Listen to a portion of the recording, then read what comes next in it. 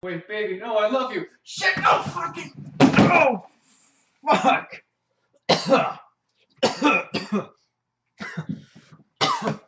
Oh, fuck, that hurt. Oh, psychic girlfriends, am I right?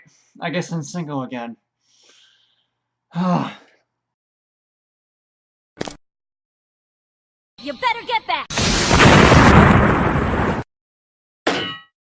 Just who the hell do you think I am?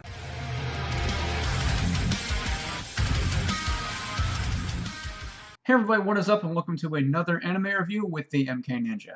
I think it's very easy to say that one of the most popular anime to come out in the last decade is the superhero action comedy One Punch Man, adapted from the manga created by One. And with the massive success and critical acclaim that anime got, it was really only inevitable that One's other manga, Mob Psycho 100, would eventually get its own anime adaptation as well, done by Studio Bones no less, the same studio that's helming My Hero Academia, which is incredibly successful and really, really good. So, was this one just as good as One Punch Man, or is it a one-hit wonder? Well, let's dive into this world of psychics and find out by getting this bitch started.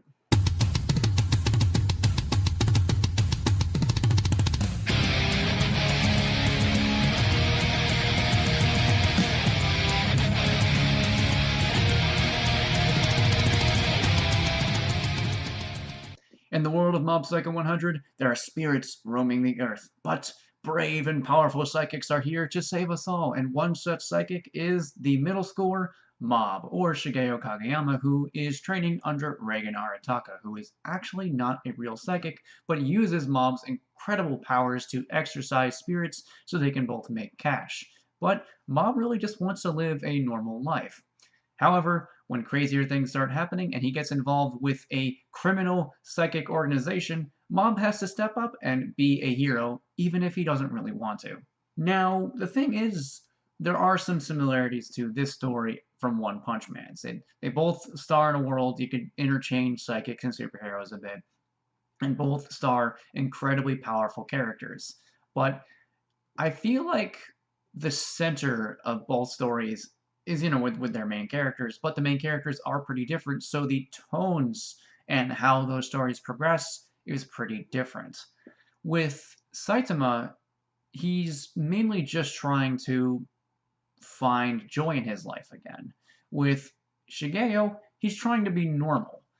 So one focuses on the power and such, and how that leads to nothing, and the other kind of acts like the power is this side element that doesn't really matter, where he's just trying to lead a normal social life, but things keep happening, and he has to use that power over and over again, even if he doesn't usually want to. And I do really like that. That tonal shift really does help make Mob Psycho 100 feel different to One Punch Man, even though from the very basics, they are pretty similar. Like I said, you could really interchange psychics and superheroes, but it's just those little changes really do help make it feel very different from One Punch Man, and it is very different from One Punch Man. The basic story, again, is similar, but the tone and style of the anime is excessively different. You can go in, and you might not even know it's been done by the same guy as One Punch Man, and you might say, oh, that's kind of similar to One Punch Man, but that'll quickly go away after you just continue watching the anime, and you're like, okay, it's pretty different. So the story isn't super amazing, but I do like how it's not always this huge focus, and focuses more on the characters. And with that being said, the characters are fucking fantastic. Like, there's a reason why there's all of this character on the box, because it's an incredibly important element that's focused on heavily in the anime, and god damn does it work. With the main character Mob, I love this little guy.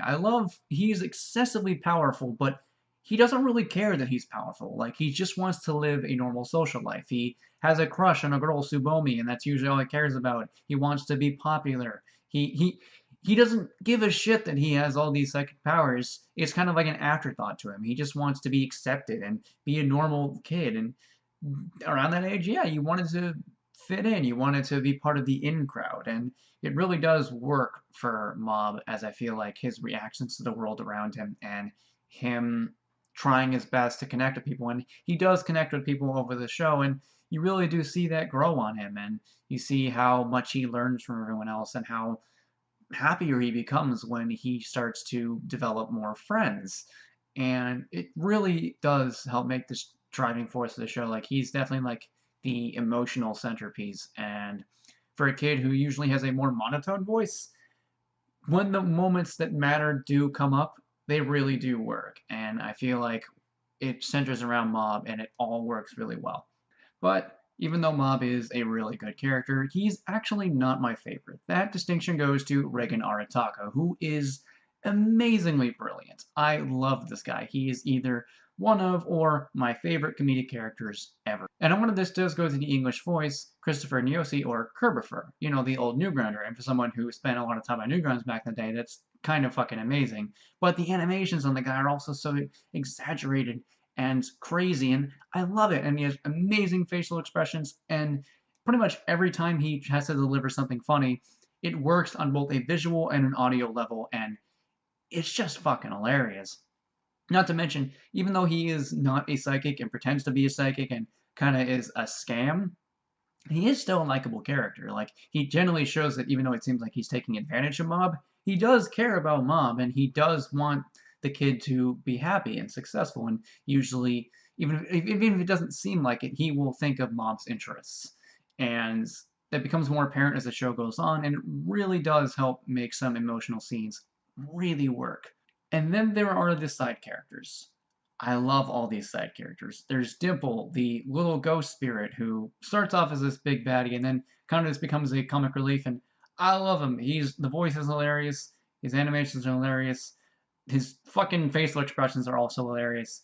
He's just a really funny character. And then there's Ritsu, who in pretty much any other anime probably would have been the main character, because he idolizes Mob's incredible psychic powers and wants to be that, whereas Mob idolizes Ritsu's popularity and accomplishments in school and wants to be that. So it's kind of like this they want to be each other thing. And a lot of the later show centers around Ritsu, with his psychic power obsession and getting involved in a major conflict that eventually involves Mob. And it is really well done. Ritsu is a very intriguing and likable character.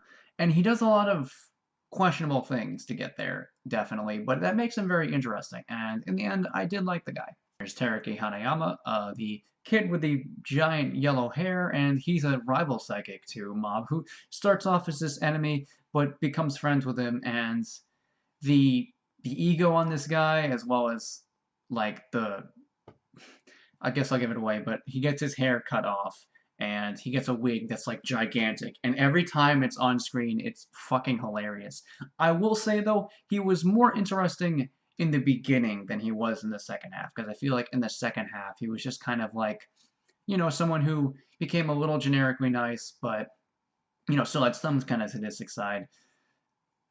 But at the beginning, he was really interesting, and then he just kind of fell a little flat. But at least he was pretty cool in the beginning, and the gags with his hair in the second half really do make up a little bit for his lack in amazing personality, I would say. The Body Improvement Club, a one-time joke, managed to be really likable. They're really funny. Whenever they show up, I'm like, yeah, the Body Improvement Club, I love you guys. Please stay here. You guys are fucking awesome. Their designs are wonderful, and I just really like seeing them. They deliver a lot of really good jokes and a lot of really great emotional moments too. Then there's Onigawara, who is kind of like this thug, and I really like him too. How he gets kind of like the shaft, but like he's he's a thug, he's still kind of a nice guy, and just all these fucking characters are likable and fun and enjoyable, and they have unique designs, and the designs really do help. Like, this anime does not look like any other anime that you'll see. The character designs are very cartoony, I would say, actually. There's also, like in One Punch Man, there was the butt chin kid, and now there's another joke in Mob Psycho 100 with the butt chin guy again, and that one's funny. Just the designs of these characters, the way they move, the way they animate is very, very different and very interesting, and I really like it. And the animation is fan-fucking-tastic. It is beautiful. Bones, you guys do fantastic jobs, and this is no exception. The anime looks gorgeous. Pretty much, there's so many great Sakuga moments of like the comedy coming together, and then the action, which is dynamic and wonderful and involves a lot of really cool psychic powers coming together. and has a lot of really great camera angles and such. And even the normal scenes look really great too, with all the vibrant splashes of color, which I don't feel like a lot of anime really try too much on making good color. Like, one of the most interesting anime to look at is No Game No Life, which has an amazing color palette. And Mob Psycho 100 also has a really good color palette, very vibrant, very enjoyable and popping colors that appear all over the screen and just make it super duper eye candy. It's always nice to see, even if you're just looking at a still image. You're like, wow, that looks really fucking good actually. The anime always looks good, even in the fucking keyframes. It's really weird, but with these weird and crazy designs, I think even the keyframes fit, which I know a lot of people bitch about keyframes being weird, like especially with the Naruto stuff, but here, if you want to bitch about it, you're like, looks like any other frame in the anime, which is hilarious and definitely fits with everything. And speaking of hilarious, I think I don't need to say this again, but the comedy is fucking fantastic too. It's very character based as well as involving physical humor with the psychic powers, and 99% of the jokes work, and they are gut bustingly hilarious.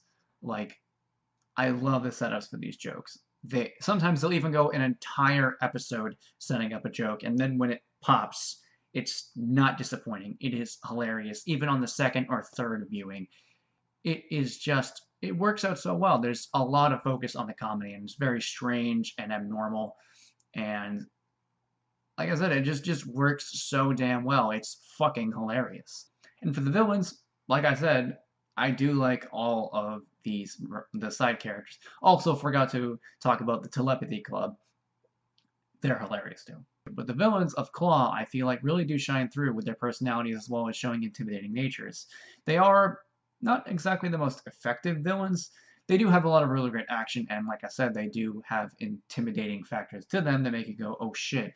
But they're also fucking hilarious, and their personalities really do shine through in the second half, and I do actually really like them. Overall, Mob Psycho 100, I actually like better than One Punch Man. I know a lot of people love One Punch Man. I love One Punch Man too. I think it's hilarious. It's really great satire.